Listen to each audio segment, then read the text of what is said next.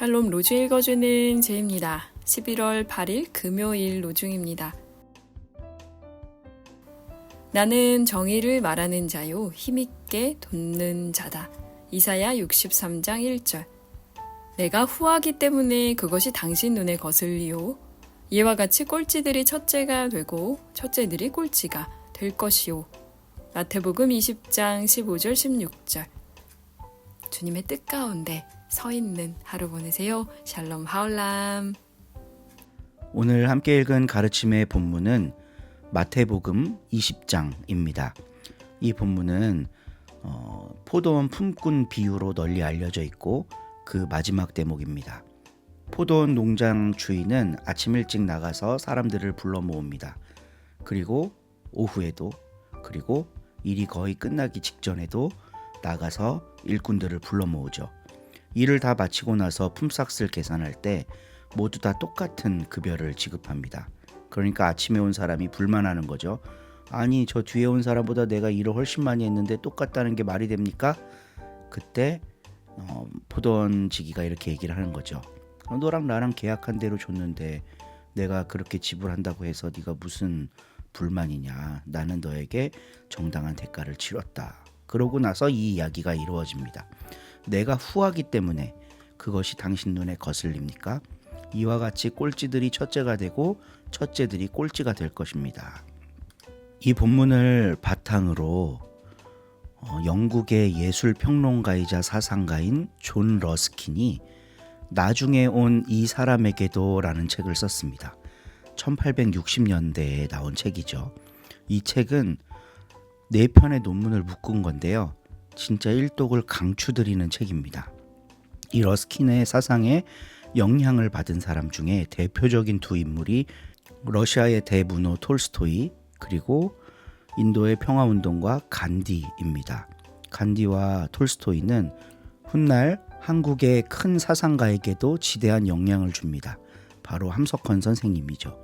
그 함석헌 선생님의 평화에 대한 이해 그리고 인민들에 대한 이해의 뿌리를 살펴보면 간디와 톨스토이 그리고 그 더 밑에 러스킨이 있습니다. 러스킨은 경제 제일주의가 발흥한 영국의 산업혁명 시대에 경제적인 이득보다 더 중요한 인간적 가치가 있다라는 것을 이 책에 담아냈습니다. 사회가 경제적 성공을 중심으로 돌아가고 있는 현실을 비판하고 물질적 풍요는 결코 인간의 행복을 보장하지 않으며 진정한 가치는 사람이 살아가는 과정에 있다고 말하고 있습니다. 그래서 결국 일을 하고 얼마만큼의 이득을 낼 수 있느냐 이것보다 그 사회의 도덕적 가치와 공동체를 위한 헌신에 인생의 의미가 있음을 밝히죠. 러스킨은 생산과 분배 과정에서 노동자와 자본가 사이에 불평등한 관계가 있다는 것을 꼬집으면서 노동자가 제대로 된 대가를 받을 수 있는 사회적 구조가 필요하다고 강조합니다. 그 힘없는 노동자들이 다수인 세상 그리고 소수의 더 많은 이익을 챙기는 지주그룹들 혹은 귀족계급들, 러스킨은 하나님의 눈에는 이들 사이에 조금의 차이도 없음을 포도원 품꾼 비유를 통해 이야기하고 있습니다. 사람 사이에 있는 불평등은 순전히 인간이 만들어낸 문화인 거죠. 하나님은 모두를 똑같이 사랑하신다. 이게 나중에 몇십 년 뒤에 거의 100년 뒤에 함석헌에게까지 이어져서 그가 말하는 CR의 바탕이 됩니다. 성경은 단순히 한 종교의 경전 그 너머에 어떤 더 큰 힘이 있는 것 같습니다. 깨달음을 주고 그 사람의 삶을 변화시키고 그 중에 각성된 사람들이 세상을 아름답게 변화시켜 나가는 동력이 되는 거죠. 우리도 성경을 그렇게 사용했으면 좋겠어요. 예배를 위해 그냥 개인의 혹은 공동체의 종교 생활을 위해서만 사용하는 것이 아니라 그게 우리 일상의 힘이 되고 우리 사회를 변화시키는 강력한 근거가 될 수 있다면 성경은 하나님이 우리에게 주신 선물이 될 겁니다. 그 성경을 바탕으로 오늘 하루도 승리하시는 우리 서로님들 되시기를 기도합니다. 좋은 하루 되세요. 3장 사르디스 교회의 천사에게 이 글을 써서 보내어라. 하느님의 7 영신과 7 별을 가지신 분이 말씀하신다. 나는 내가 한 일을 잘 알고 있다. 내가 살아있다는 말이 있지만 실상 너는 죽었다. 그러므로 깨어나거라. 너에게 아직 남아있는 것이 완전히 숨지기 전에 힘을 북돋아 주어라. 나는 내가 하는 일이 내 하느님께서 보시기에 완전하다고 생각하지는 않는다. 그러므로 내가 그 가르침을 어떻게 받았으며 어떻게 들었는지를 되새겨 그것을 굳게 지켜라. 그리고 내 잘못을 뉘우쳐라. 만일 내가 깨어있지 않으면 내가 도둑처럼 너에게 나타날 것이다.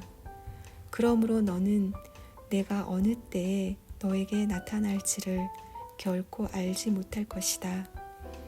그러나 사르디스에는 자기 옷을 더럽히지 않는 사람이 몇 있다. 그들은 하얀 옷을 입고 나와 함께 다니게 될 것이다. 그들에게는 그럴 만한 자격이 있다. 승리하는 자는 이와 같이 흰 옷을 입을 것이며 나는 생명의 책에서 그의 이름을 결코 지워버리지 않을 것이다.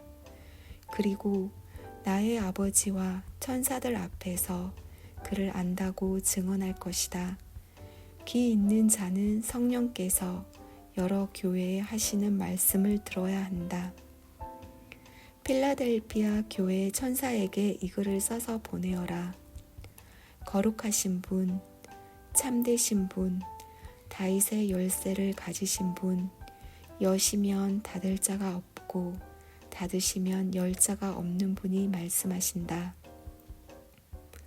나는 내가 한 일을 잘 알고 있다.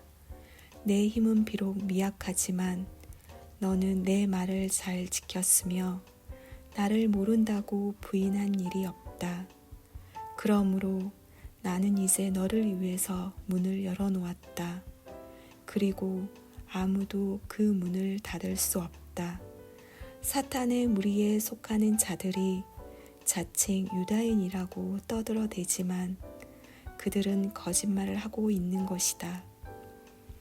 그래서 나는 그들로 하여금 너에게 나와서 내 발 앞에 엎드려 너를 경배하게 하겠으며 내가 너를 사랑한다는 것을 알게 하겠다.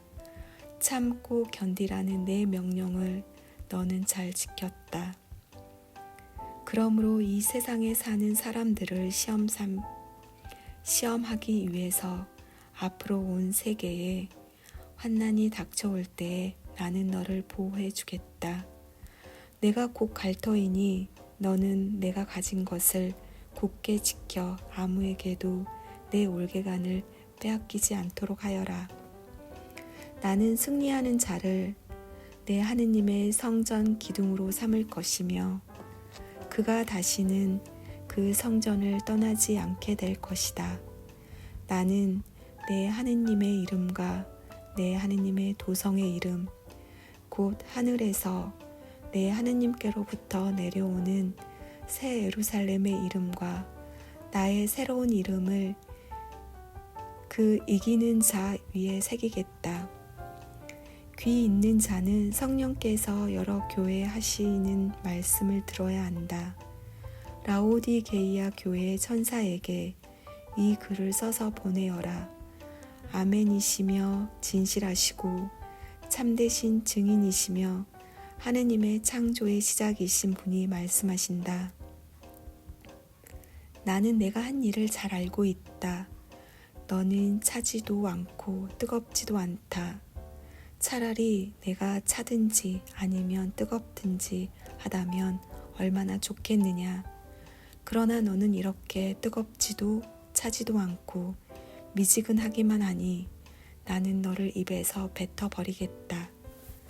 너는 스스로 부자라고 하며 풍족하여 부족한 것이 조금도 없다고 말하지만 사실은 내 자신이 비참하고 불쌍하고 가난하고 눈멀고 벌거벗었다는 것을 깨닫지 못하고 있다. 그러므로 나는 너에게 공고한다. 너는 나에게서 불로 단련된 금을 사서 부자가 되고 나에게서 흰 옷을 사서 입고 내 벌거벗은 수치를 가리고 또 안약을 사서 눈에 발라 눈을 떠라. 나는 내가 사랑하는 자일수록 책망도 하고 징계도 한다. 그러므로 너는 열심히 노력하고 내 잘못을 뉘우쳐라. 들어라. 내가 문 밖에 서서 문을 두드리고 있다.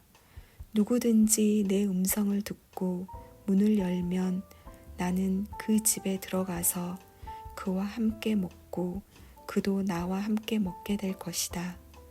승리하는 자는 마치 내가 승리한 후에 내 아버지와 함께 아버지의 옥자에 앉은 것 같이 나와 함께 내 옥자에 앉게 하여 주겠다.